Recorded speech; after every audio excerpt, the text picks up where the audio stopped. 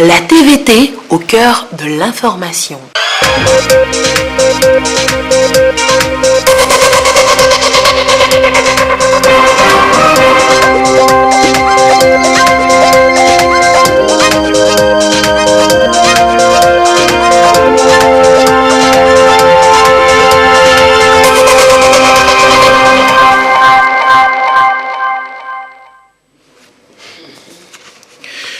On s'en souvient, en 2019, le pape François a rencontré le grand imam Al-Azhar Ahmed Taïb.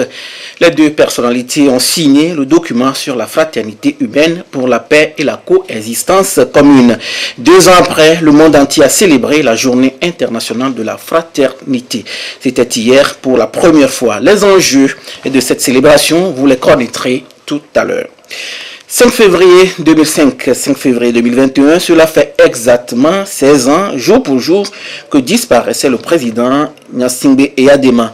Pour le repos de l'âme de l'illustre disparu, des prières musulmanes ont eu lieu ce vendredi dans les chefs-lieux des préfectures.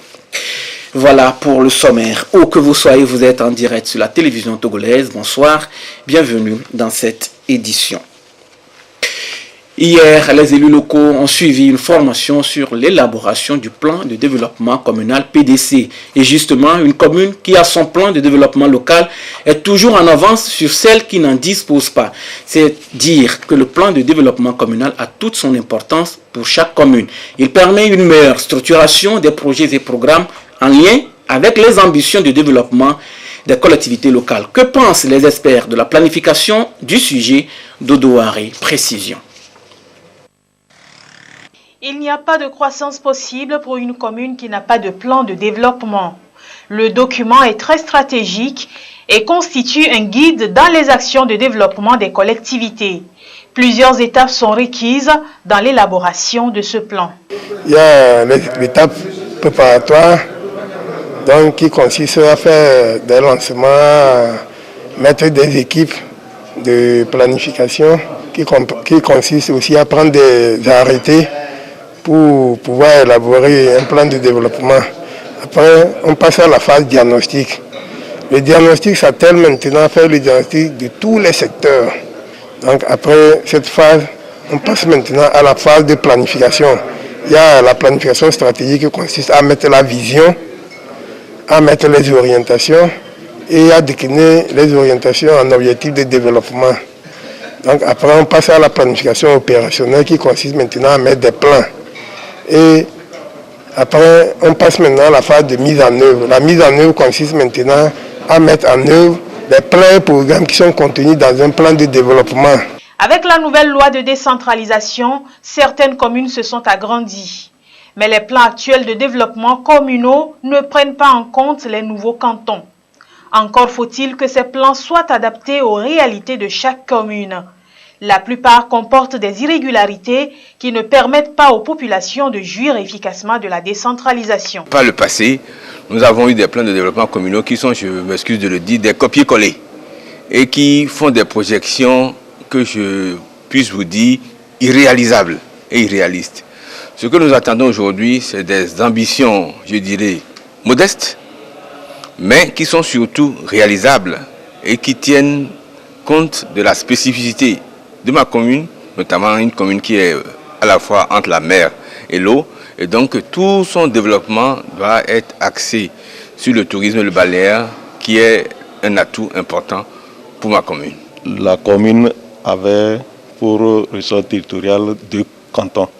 Maintenant, il doit falloir l'actualiser pour tenir compte de nouveaux découpages du territoire de la commune qui couvre maintenant 5 cantons.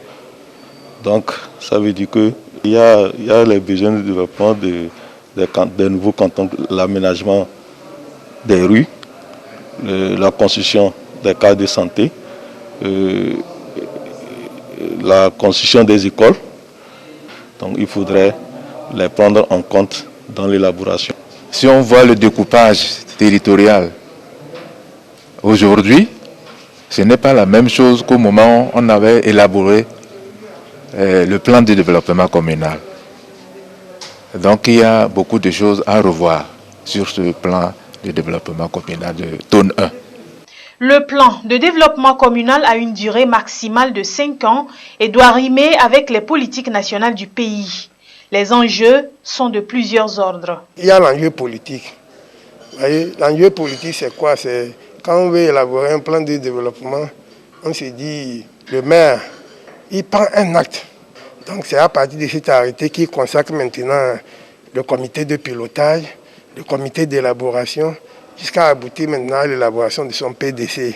C'est le moment où tous les acteurs, si c'est au niveau de la commune, ils se réunissent donc pour plancher maintenant sur les problèmes de leur collectivité, de leur commune. Et cela, c'est multi-acteurs, c'est multidimensionnel et c'est multisectoriel. Tous les secteurs, donc dans les parties prenantes, doivent être représentés pour pouvoir faire un bon plan de développement. Ce document-là, on ne l'élabore pas pour le mettre sous des tiroirs. C'est un document de lobbying, de marketing, donc de mobilisation de ressources pour pouvoir mettre en œuvre des projets et programmes qui sont contenus dans un plan de développement.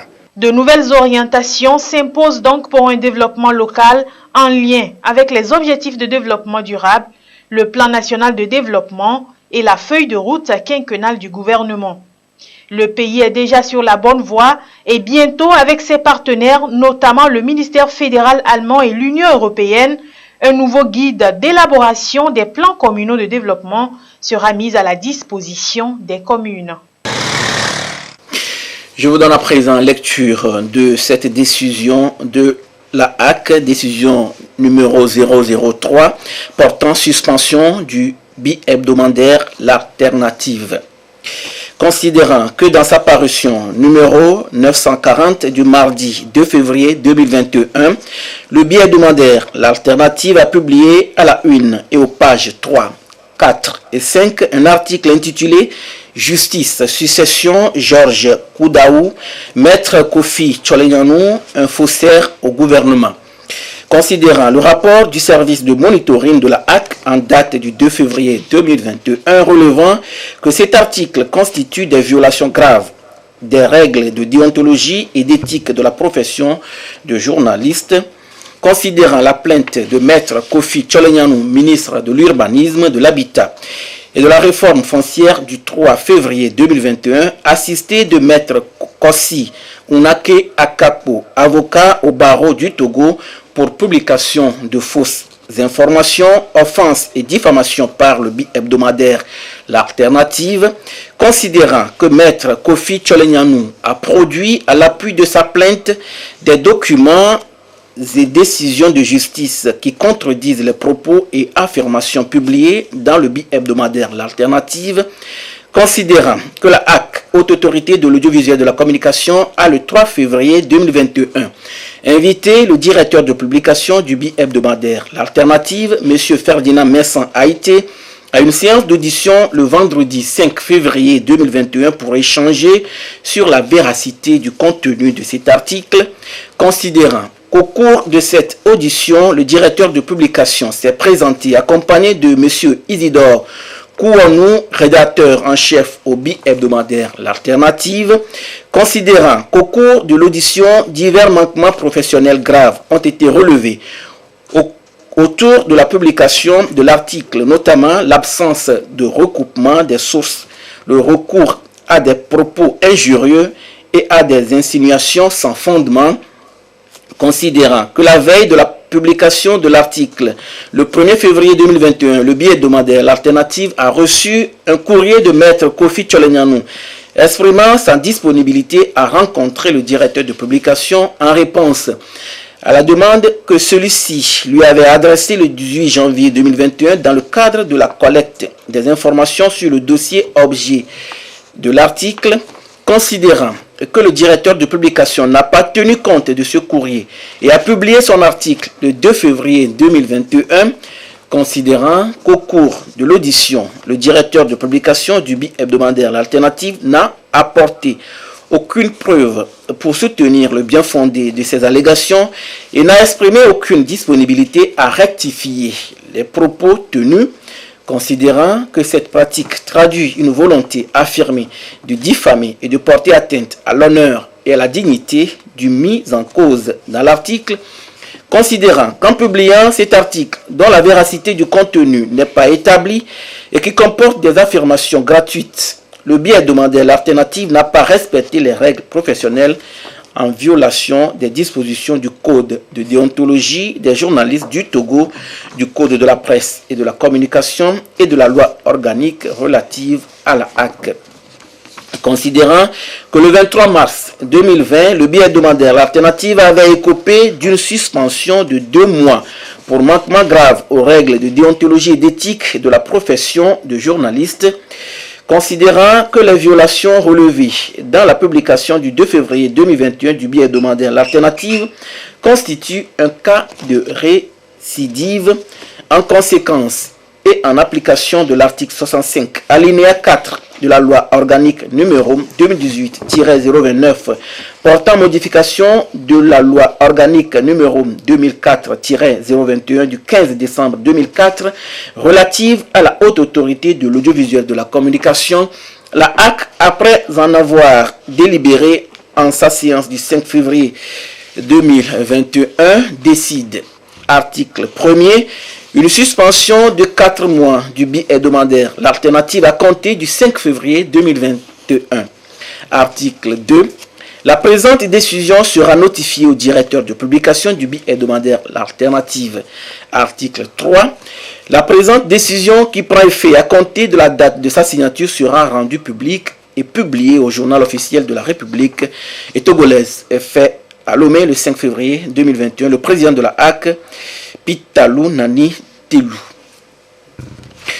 Pour la campagne agricole prochaine, plusieurs sites connaissent des travaux pour devenir des ZAP, zones d'aménagement agricole planifiées. En attendant leur opérationnalisation, d'autres ZAP créés il y a quelques années font leur preuve déjà sur le terrain avec de bons rendements. Rendons-nous sur le site de Pia et de Tikawa pour constater les travaux et les récoltes avec Nestor Mouzou. Les activités de la zone d'aménagement agricole planifiée de Pia dans la Kosa ont commencé il y a 3 ans. La ZAP a une superficie de 107 hectares. Elle a été mise en place sur l'initiative des jeunes du milieu. L'idée est venue des étudiants chômeurs et qui ont demandé, ils ont vu quelque part qu'ils veulent qu'on les aide pour pouvoir exploiter, pour diminuer leur chômage. Et on les a aidés et c'est comme ça que ça a démarré. Actuellement, au lieu de se balader dans la rue, mais ils sont occupés et maintenant nous sommes tellement fiers. Les exploitants de la ZAP de Pia sont organisés en coopérative et ont opté pour plusieurs cultures. Nous cultivons le maïs, le soja, les riz, le mil. Le soja est fini. Nous sommes en train de grainer le maïs. Le mil aussi. Il y a d'autres qui sont, nous avons déjà entassé, mais d'autres on a déjà tapé. Pour le maïs, on peut avoir 50 tonnes. Le soja peut faire 4 tonnes. Le mil peut faire 5 tonnes. Les producteurs ici bénéficient de l'accompagnement des services techniques, notamment l'Institut de conseil et d'appui technique ICAT.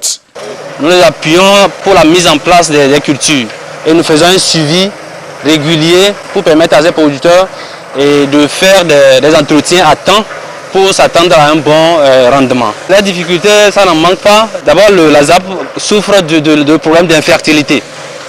Et à cela s'ajoute le problème de financement.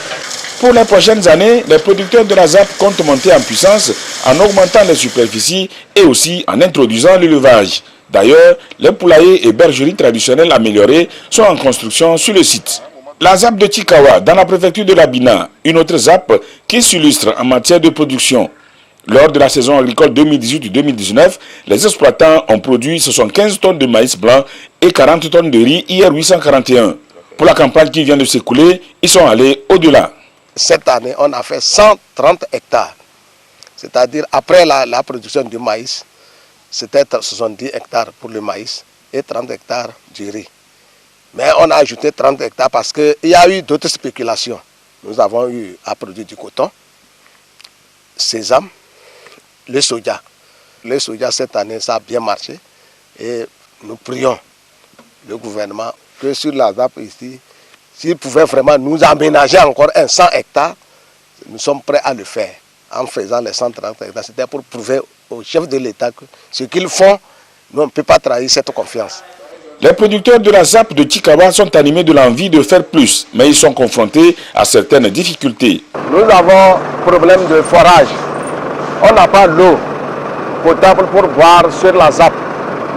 Et les gens utilisent l'eau de rivière et boivent pour travailler. Il y a le problème de quoi? Au moment de crue, personne ne traverse. Avec les tracteurs, nous contournons de l'autre côté où on a mis les cailloux pour permettre aux tracteurs de passer. Pour pouvoir faire des cultures de contre-saison, les exploitants de la ZAP de Tchikawa souhaitent disposer d'une retenue d'eau. Depuis le début de l'année, le pays a enregistré plus de 1200 cas de contamination liés au Covid-19. Le Conseil scientifique du Togo appelle à une vigilance accrue à tous les niveaux. Le Togo va recevoir bientôt ses premières doses de vaccin. Mais en attendant, continuons toujours par respecter les mesures barrières. Les personnes âgées sont plus exposées au virus. Quelques membres du Conseil scientifique se prononcent sur le sujet. Nous les écoutons. Lorsqu'on a parlé des facteurs de risque de façon générale, on a dit que ce sont des personnes âgées de plus de 50 ans qui, en plus, ont des facteurs de risque vasculaires, essentiellement l'hypertension artérielle, le diabète, l'obésité et les autres, les cancers, les autres. Alors, si on fait un peu de gymnastique en se disant c'est des sujets âgés. En plus, c'est des sujets qui ont des comorbidités et on sait que dans notre population, ces comorbidités existent déjà. On peut, en se disant, je suis d'un certain âge, j'ai des comorbidités, s'imposer à soi les mesures barrières, s'encourager dans ce sens-là. Et donc, le message essentiel, c'est de faire en sorte que je me protège et en me protégeant, je protège les autres. Donc si on a compris ce facteur, il y a au moins plus de 60% de la population qui spontanément doit se mettre dans une position de se protéger. De toutes les façons, si vous mettez le masque, vous vous protégez, mais vous protégez également l'autre. C'est un devoir civique de s'encourager et de protéger l'autre également. Donc si on considère ces deux situations, je crois que les recommandations du Conseil scientifique seraient les meilleures dans ces situations-là. Qui a fait la maladie peut refaire la maladie. Ce qu'on sait aujourd'hui clairement, cette maladie est immunisante. Mais quelle est la durée de protection? Les études rapportent une durée de protection qui n'excède pas 3 mois. Et de façon pratique, même dans notre pays, nous avons eu des cas où des individus ont été détectés positifs en avril et on les a retrouvés à l'occasion de voyages positifs en novembre. C'est une réalité, mais la maladie est nouvelle. Pour l'instant, on ne peut pas vous donner une durée de protection maximale, mais ce qu'on sait, un individu qui est contaminé, surtout avec la possibilité qu'il y ait des variants facilement. Donc sur une série de mutations, on peut tomber sur un individu totalement nouveau, différent du virus parental en termes de protection. C'est des questions qui sont possibles. C'est pour cela, guéri ou pas, il faut se protéger, il faut respecter les mesures barrières. Il faut respecter les mesures barrières et à ce jour, vendredi 5 février 2021, la situation de la pandémie au Togo se présente comme suit. Le nombre de cas confirmés est de 5356, 66 nouveaux cas depuis hier. Le nombre de personnes guéries est de 4456, 38 nouveaux guéris depuis hier. Le nombre de cas actifs est de 821 et le nombre de décès est de 79. Un communiqué du professeur Moustapha Mijiawa, ministre en charge de la Santé. La population est dans l'attente du vaccin. Le gouvernement déroule sa stratégie de riposte contre la pandémie. Nous avons interrogé certains citoyens à Sokoré. Suivez leur réaction dans ce sujet de Désiré Aloy.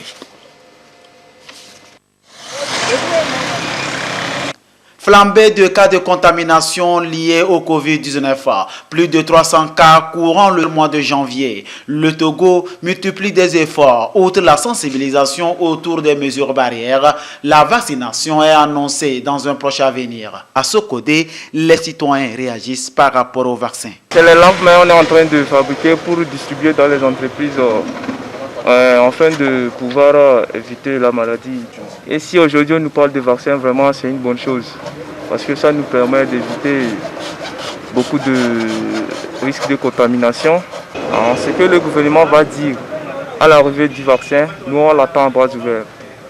Je suis prêt à prendre le vaccin parce que le Covid-19 a fait beaucoup de victimes. Ma famille, je vais les conseiller. Ce que le gouvernement va demander, on va suivre. Moi, je suis prête. Le gouvernement ne peut pas amener un faux vaccin.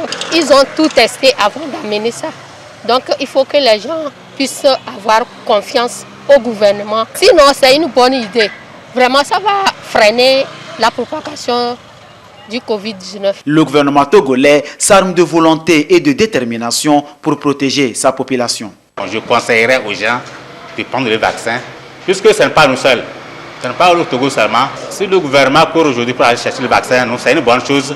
C'est une manière de nous sauver. Si ça vient, bon, je vais le faire, pourquoi pas. Je vais le faire pour trouver la santé aussi. Le Togo a déployé une stratégie de riposte qui a fait ses preuves. La vaccination viendra soutenir cette méthode pour briser le virus virulent. Tous nous devons vraiment saluer cette initiative et encourager le gouvernement à aller dans ce sens. Le grand problème aujourd'hui, c'est comment faire pour pouvoir dissocier du vrai et du faux au niveau des réseaux sociaux. Il faudrait que nous-mêmes nous soyons à mesure d'analyser, savoir qui dit vrai, qui dit faux. On n'a qu'à faire confiance à ce que le gouvernement nous dit. Nous, les leaders des organisations de la société civile, notre rôle ici est de sensibiliser la population à y adhérer, puisque le gouvernement, dans sa démarche, ne fait que vouloir le bien de sa population. Il n'y a pas le mal autour de ces vaccins. Ce sont des interprétations qui vont de ça et là, et aussi des fake news qui circulent de gauche à droite, qui font que la population a peur. Je nous encourage et j'exhorte tout un chacun d'accepter. Et ce n'est que le bien derrière ces vaccins, il n'y a pas le mal. Et nous allons intensifier la sensibilisation autour de nous pour que la population vraiment accepte ce vaccin à bras ouverts. Pour le moment, c'est la discipline. Le gouvernement appelle à la mobilisation autour des mesures barrières, une dynamique dans les efforts de sensibilisation incluant tous les acteurs. Il y a relâchement de l'observation des mesures barrières éditées par le gouvernement. Malgré la sensibilisation, on ne doit pas baisser la garde.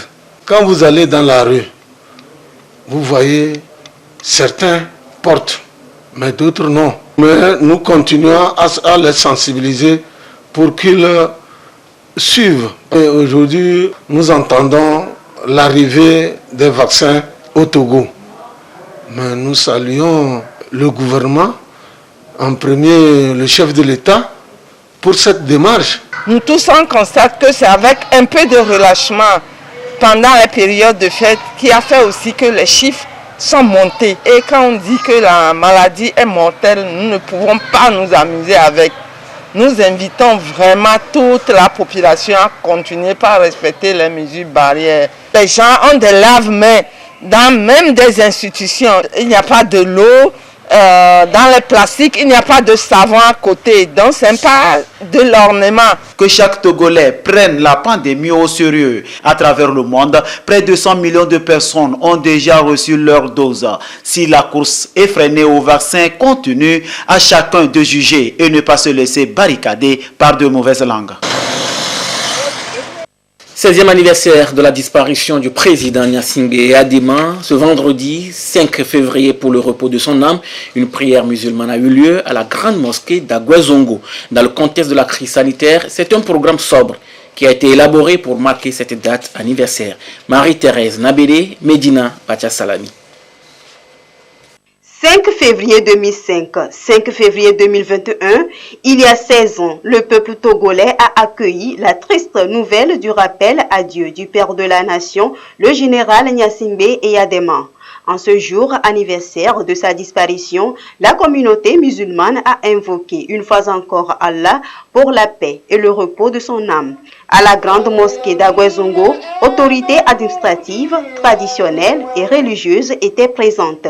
Pour la circonstance, l'imam Sani Karim a rappelé aux fidèles que la mort est une évidence et une épreuve pour les hommes, comme l'a dit Allah à la sourate 67. Il a imploré la miséricorde d'Allah sur le lustre disparu. Certes, c'est lui Allah qui a créé la mort et la vie afin de vous éprouver de savoir qui de vous est meilleur en œuvre.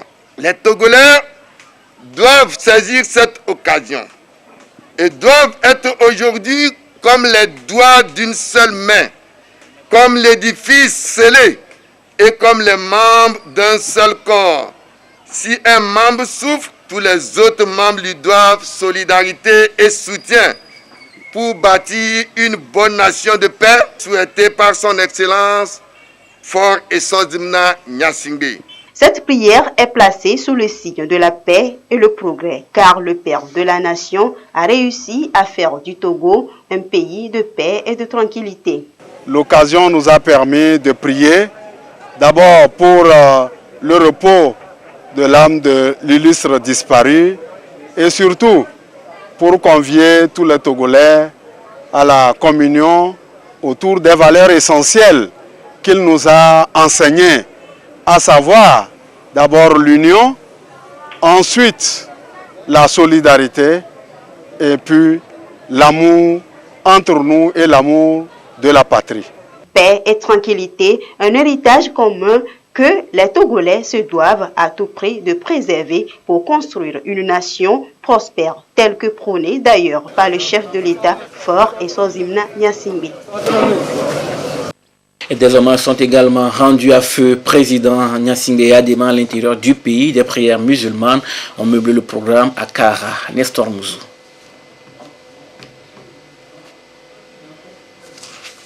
Je disais tantôt que des hommages sont également rendus à feu. Président Nyasingbe Adema à l'intérieur du pays.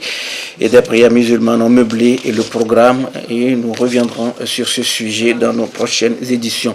Plan International dote ses partenaires d'outils informatiques. Des organisations de la société civile ont reçu au siège de Plan International ce vendredi ces outils de travail qui vont leur faciliter l'exécution de leur programme malgré la crise sanitaire. Sandra Ziagbi. International Togo renforce ses partenaires en outils digitaux pour répondre aux nouvelles donnes de travail dans le contexte actuel de crise sanitaire. Cet appui en parc informatique devra faciliter le cadre de travail aux différentes organisations qui interviennent dans la promotion des droits humains. Actuellement, nous sommes au cours de cette pandémie et qu'on n'est pas forcé d'aller travailler au bureau, même à distance, on peut toutefois travailler. Ce don est bienvenu pour nos ONG qui devront travailler dans des meilleures conditions. Nous nous serons remerciés Plan International Togo. Ce geste du Plan International Togo est un engagement qui se situe dans le cadre de la poursuite de son plan de riposte contre le coronavirus depuis son avènement au Togo.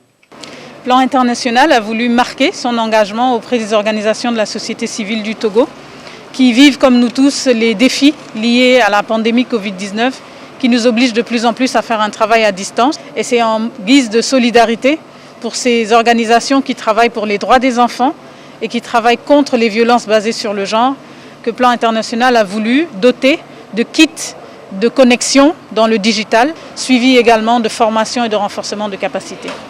14 millions de francs CFA, c'est le coût des ordinateurs portables équipés d'applications de travail en ligne et de kits de connexion Internet. 10 organisations partenaires de la société civile en ont bénéficié pour la mise en œuvre de leurs programmes personnels, mais aussi ceux en commun avec Plan International Togo. Move Togo a désormais une nouvelle identité visuelle. Il s'agit de Move Africa, du bleu, blanc, orange. Ce nouveau visage des filiales du groupe Maroc Togo, du groupe Maroc Télécom, j'y arrive, a été présenté aux professionnels des médias. À Move Africa, on parle de changement d'identité pour plus d'efficacité. Uré Chamégan, Abile Nyasingbe. Move Togo devient Move Africa. L'on peut le remarquer depuis le 1er janvier de l'année nouvelle avec le bleu, blanc, orange visible un peu partout. Un changement d'identité visuelle qui rime avec les ambitions des responsables du groupe Maroc Télécom.